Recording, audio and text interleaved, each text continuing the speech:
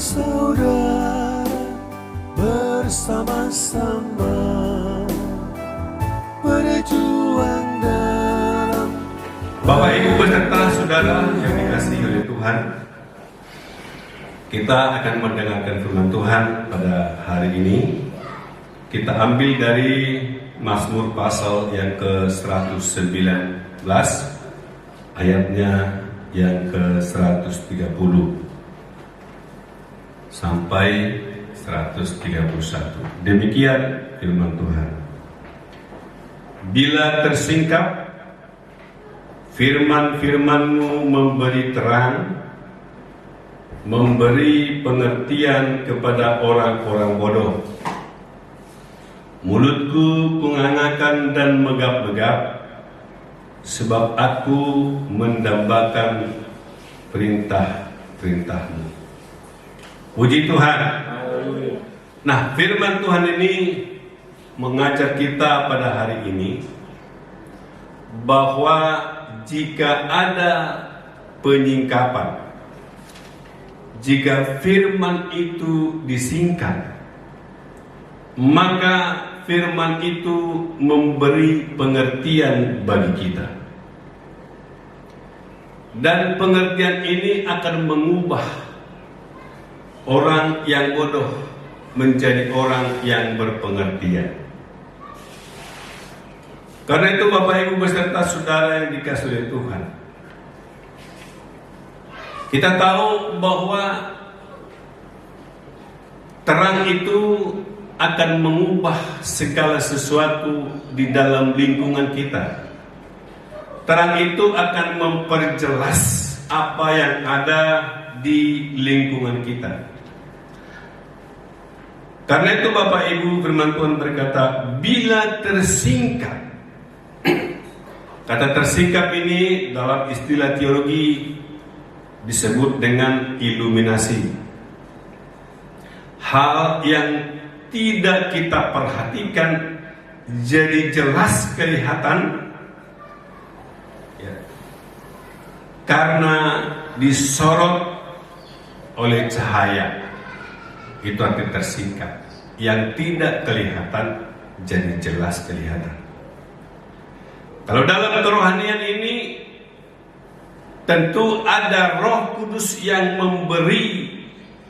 memperjelas, menyingkapkan firman Tuhan itu dalam kehidupan kita, sehingga kerinduan kita tentang kebenaran itu bisa tersingkap. Dan jika kebenaran itu menjadi bagian dari hidup kita, maka firman Tuhan berkata bahwa kamu akan mengetahui kebenaran, dan kebenaran itu akan memerdekakan kamu. Bapak Ibu beserta saudara yang dikasihi oleh Tuhan, dalam ayatnya yang ke-105 dalam pasal yang sama, ya, dikatakan bahwa firman itu pelita bagi kakiku dan terang bagi jalan. Jadi penyingkapan ini adalah sesuatu yang memperjelas arti firman itu, sehingga kita dapat menerapkan dalam kehidupan kita sehari-hari. Sering kita membaca firman bisa pagi, siang, sore, tetapi kalau dia tidak disingkap oleh kebenaran firman Tuhan ini, kalau dia tidak tersingkap, maka kita tidak akan dimerdekakan lewat kebenaran itu.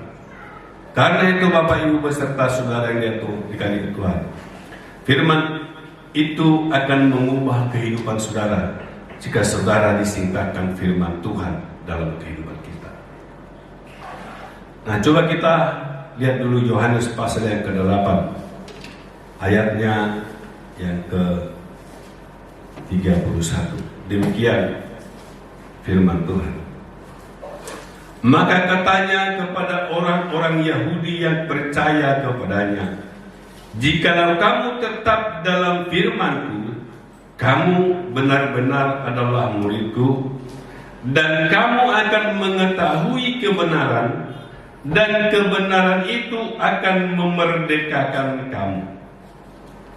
Jadi jika kita mengetahui kebenaran, dan kebenaran itu akan memerdekakan kita.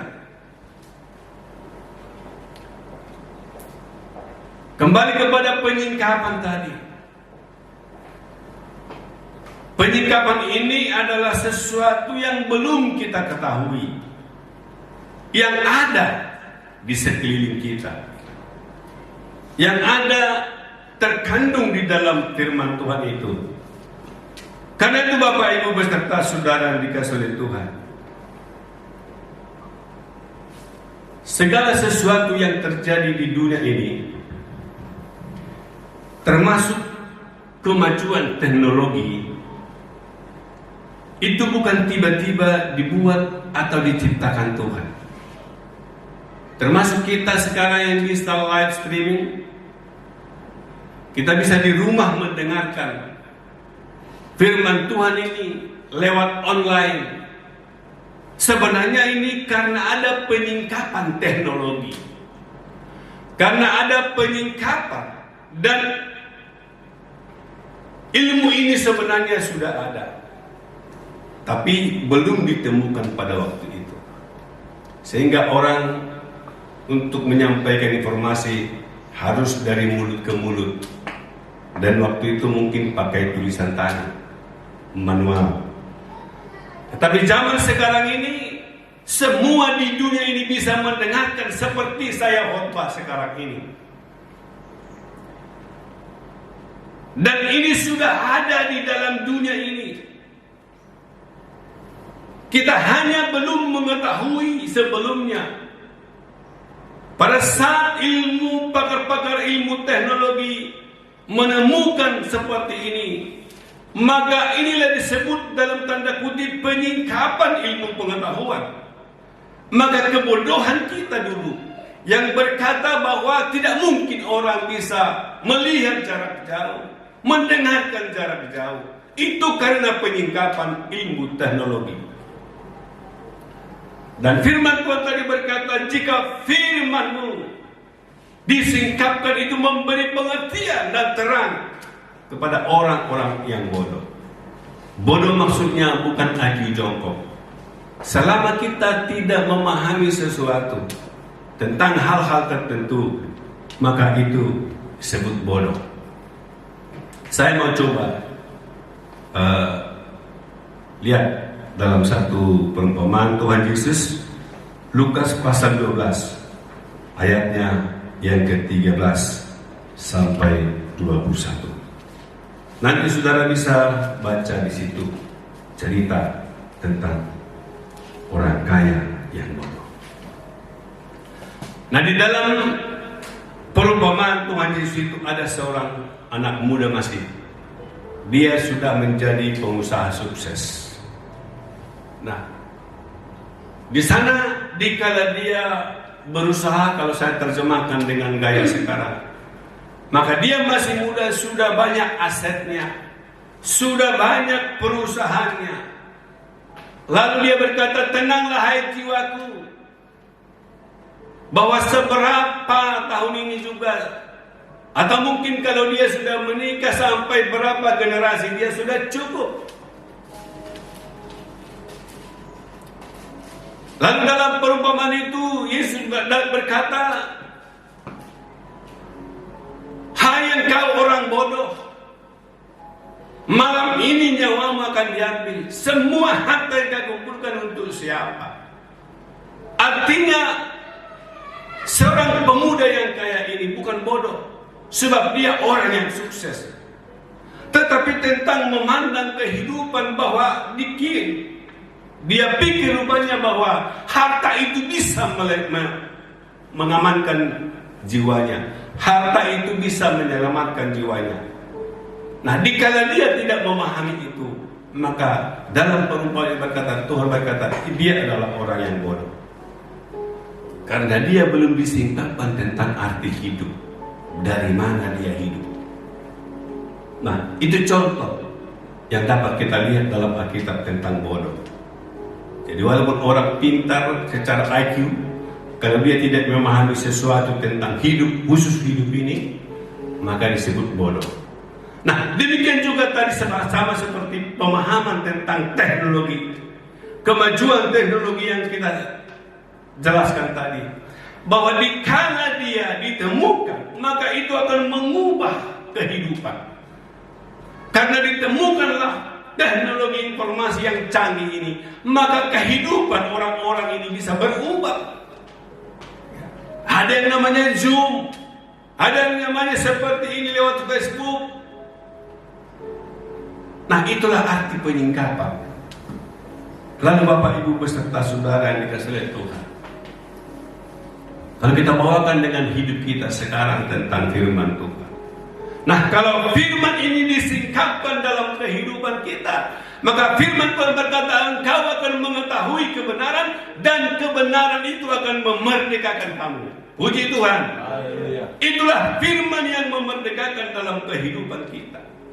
Itulah firman yang kita dengarkan pada hari ini. Sehingga bagaimana firman ini menyentuh kehidupan kita di zaman situasi yang sulit seperti ini. Tentu saudara harus belajar menyingkapkan firman Tuhan dalam hidupmu. Biar Roh Kudus menyingkapkan firman itu dalam hidupmu. Dikala firman itu disingkapkan dalam hidupmu, maka engkau akan melihat bagaimana perubahan itu terjadi. Kalau tadi teknologi ini sudah ada, karena Tuhan tidak menciptakan sekarang, hanya dikala disingkapkan oleh penelitian-penelitian, maka perubahan drastis terjadi. Maka firman ini pun kalau saudara disingkapkan, kalau firman ini disingkapkan dalam kehidupan, maka saudara akan diubah oleh kebenaran firman. Bapak Ibu beserta saudara yang oleh Tuhan, saya akan berikan satu contoh bagi kita. Bagaimana Abraham, bapak orang beriman, dikala dia disuruh Tuhan untuk mempersembahkan Ishak, maka dia pergi ke gunung bersama-sama dengan Ishak. Nah, Abraham selalu mengerjakan tugasnya. Tentu di gunung itu setelah dibawa semua kayu api, dia membuat mezbah untuk mempersembahkan Ishak. Dan bisa kita perkirakan bahwa itu berproses. Dia ambil kayu, dia tebang, dia potong, dia buat seperti mezbah. Nah, dikala dia mau mempersembahkan Ishak, dikala diikat, lalu diletakkan di mezbah, dikala dia mengambil pisau mau memotong lehernya, maka datang suara berkata, "Hai Abraham, jangan ganggu anak itu. Saya sudah tahu bagaimana imanmu." Lalu disuruhlah Abraham melihat ke belakang, maka di situ sudah ada tersangkut domba. Domba itu bukan diciptakan Tuhan pada hari itu, tetapi sudah ada disediakan di sana. Sudah ada tersangkut dia di sana. Seperti apa, kenapa dia tersangkut, itu tidak perlu kita pikirkan.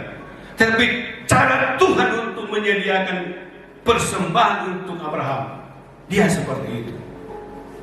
Nah, sebelum dia disingkapkan, oleh karena dia taat kepada firman Tuhan, dia lakukan percaya kepada Tuhan, maka di sanalah Tuhan menyertai dia.